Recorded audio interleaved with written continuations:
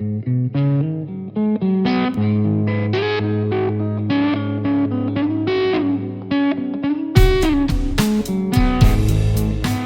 kids, so today we are going to make fittings for my dust collector. So for a long time I've had to fiddle about in the wood shop when I had to move the dust collector hose from one tool to another. So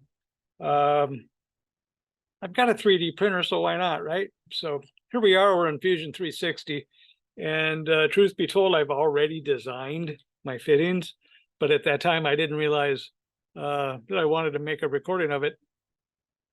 So I'm going to quickly draw up one of my fittings just for you. All right, so here we go. Step one, we're going to create a new sketch, and we're going to put that on my, let's see, where are we? Where's my orientation? Okay, we're at the top looking down, so we're going to put that here. And I'm going to go ahead, and I also have parameters already programmed in. So a lot of my dimensions are already set. Like I said, I've already designed the fittings. So if you want to know more about parameters, I'm sure if you Google it or YouTube it, you can find out how to use these or those or them, whatever you want to call them. They're handy, they're useful, use them. So I'm going to work with, start with my inside diameter of my hose. We're going to create a circle. Boom. And we'll start typing the name of my parameter, which is hose ID. Click it, enter, okay. Now we need a wall. So I'm going to offset that circle.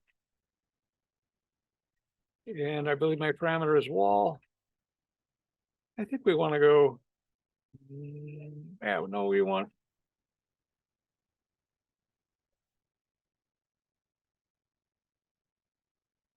wall. I think we want minus wall. Yes.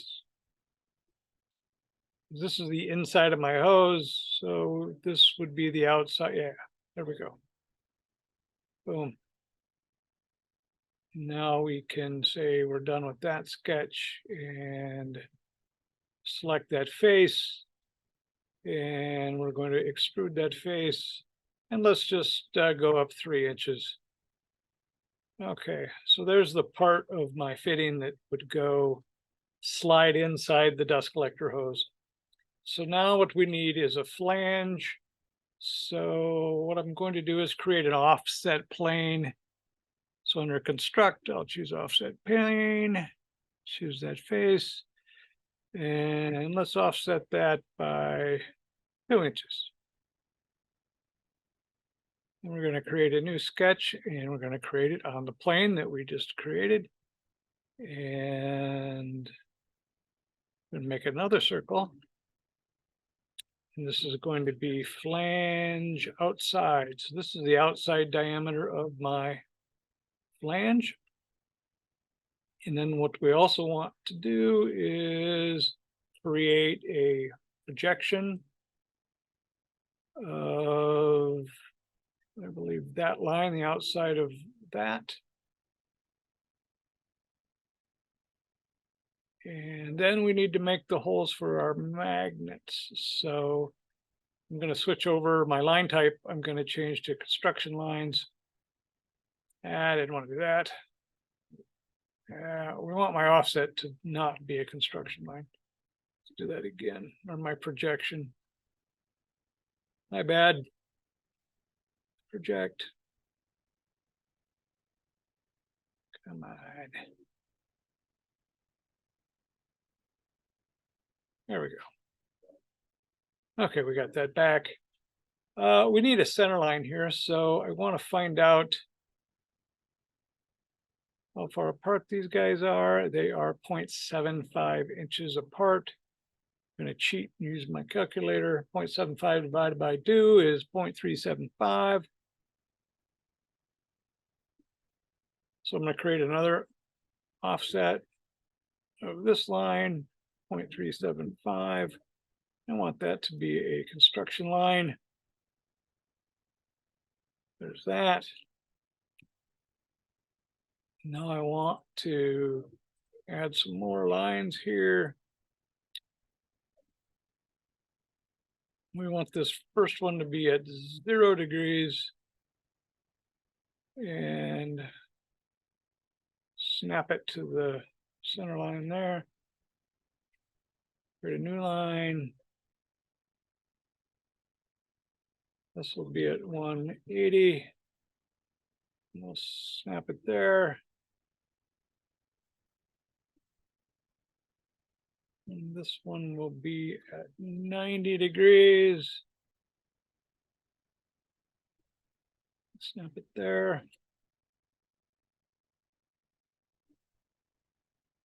And this one, I think it's kind of weird. It's going to be at 0. And snap it there. Okay, now we can finish our sketch. Now we're going to extrude our flange up, and we are going to go ahead and extrude. I believe this is mag thick.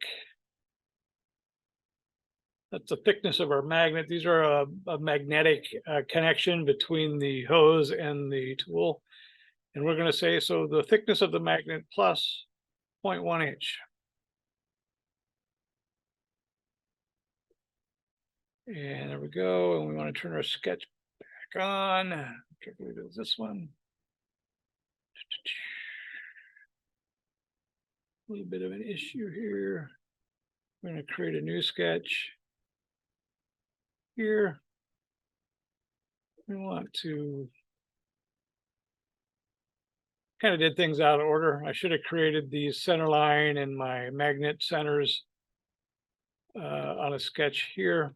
It's already created. I'm going to see if I can project those up to the top. Project, include.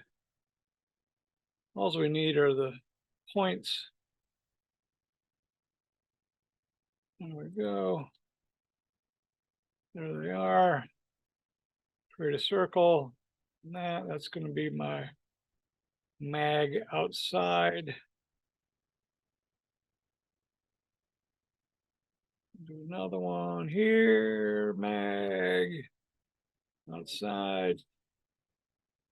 You get the point. Mag outside diameter of the magnet.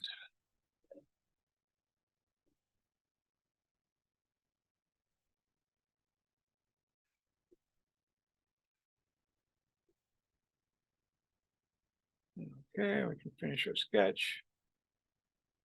Now we can select these. If I hold down my shift key, I can go around and select all these. And I think I can use push pull. Drop those down. We're going to go minus mag thick. There we go. Now we got our holes recessed for our magnet. And now I want to select this body and I want to move it. Since I haven't moved it left or right or backwards or forwards, I should be able to slide it right down and it should be perfectly centered.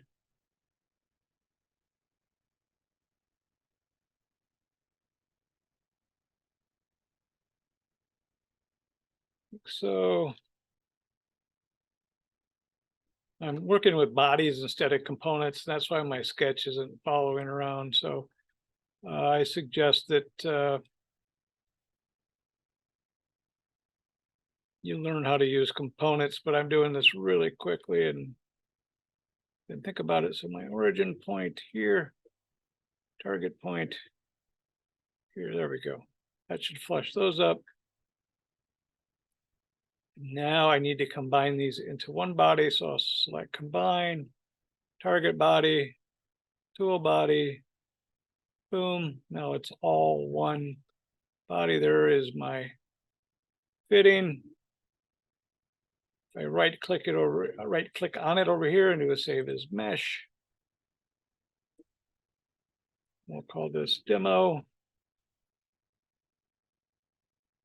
Save.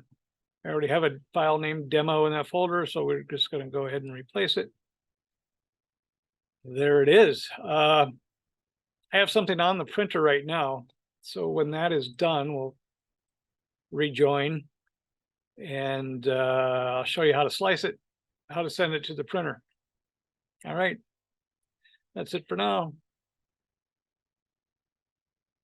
All right, so we're back. My print job is done.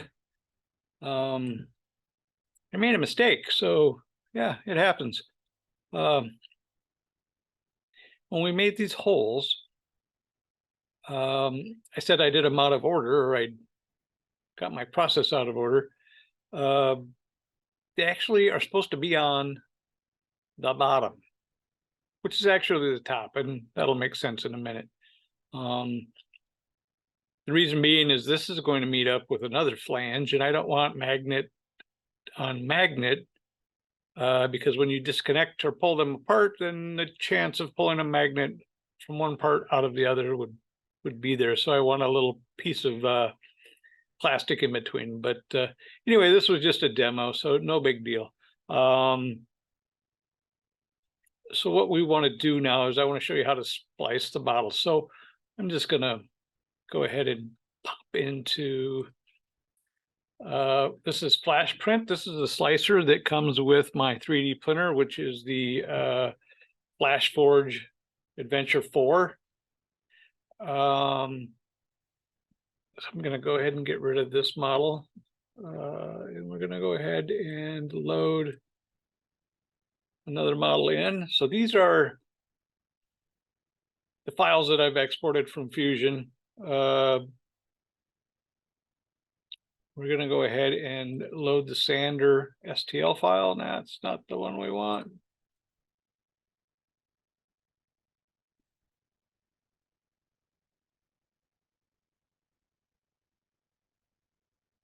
Sander fitting, there we go. Okay, so here you'll see those holes are on top. Another reason for doing that is you see that we want the piece to sit on the biggest part of the model to sit on the build plate, so we don't have to deal with overhangs. And one other reason in that regard is that if these holes were on the bottom and they were sitting on the plate, their dimension, they'd get squished and their dimensions would change slightly, and the magnets may not fit anymore. If we indeed wanted the holes on the bottom, we would have to do some test prints to see what dimension we need to find out what the real dimension is once the print is finished. And I don't know if that would be consistent all the time. So in this case, I think this is just going to work out best. But anyway, okay. So now we'll go ahead and slice this model. And we'll just click Start Slicing. And with the Flashforge, in this case, Flash Print Slicer, I've just been using the default settings, and my prints have been coming out real good. We're just printing in basic PLA today. So nothing real fancy going on. So we'll just go ahead and click Slice. Let it go. And we'll go to Slice Preview. And what this does is show me how it's going to print. So if you don't know what slicing is, the slicing program takes a STL file of your model and then slices it into individual layers. So as the print builds from bottom to top, it basically has the G code, the commands to tell the printer what to do. Okay, so once we have our model sliced, we could save it. But the cool thing about Flash Print and the Adventure 4 and having it connected to my printer is I can start my print right from the slicing software. Whereas if you were using a different printer, in Cura, for instance, you would have to save the file, either put it on a thumb drive, move it to your printer, and print from the thumb drive that way. or some kind of network interface like Optoprint, for example. But usually using the Flashforge software, it's just as simple as clicking print. And I guess we'll go ahead and do that because I do need to print this piece. Well, by the way, if we go back to Slice Preview, this tells me that this print is going to take 4 hours and 49 minutes. I suppose I could speed that up by changing my slicer settings. And I have played with that on these models, and I can get maybe 20 minutes faster. I just don't want to mess with that today. And through the magic of video, you're not going to have to wait 4 hours and 49 minutes anyway, so it doesn't matter. We'll close the preview. Go ahead and send the G code, say okay. That's sending the data to the printer. That's via Wi-Fi, by the way. That's another nice thing about the Adventurer 4. Literally takes 30 minutes from the unboxing to printing. There's nothing to put together. You just remove the packing materials, calibrate the hot end as far as leveling it to the print surface. And speaking of print surface, I've got to pause this. I have my magnetic print surface is not in the printer. So okay. Disaster averted. I still had the Adventure 4 has a little magnetic build surface, and I hadn't put it back on the printer since the last print, so we should be good now. Printer's heating up, and yeah, we'll kind of show you what that looks like once it starts printing. Okay, so here we go. This is the beginning of the print. You can see the infill there, the kind of the hexagon shape, and now we're smoothing out the top of the flange, and we're going to start printing the actual pipe, I guess you'd call. And we're going to print this up to about 3 inches tall. And here's hot off the printer. You can see the magnets are inserted in the holes on the flange. And you can see kind of the discoloration from where it's set on the build plate, how well the magnets fit. Here's 2 different fittings, one for the hose, and I believe the other one fits my random orbital sander. They hold together pretty well, actually. I'm kind of pleased with how that turned out. So now next we'll fix them to the machines. Okay, so here we are at the thickness planer, and we have our fittings attached. You can see how well that fits there, and then clicks on pretty good. That's a solid fit. These little clamps, by the way, are pretty handy for a 2.5 inch hose. I like it.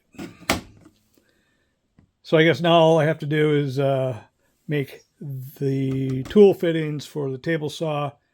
I think I have one on the printer right now for the random orbital sander. Actually, the thickness planer and the sander are exactly the same size.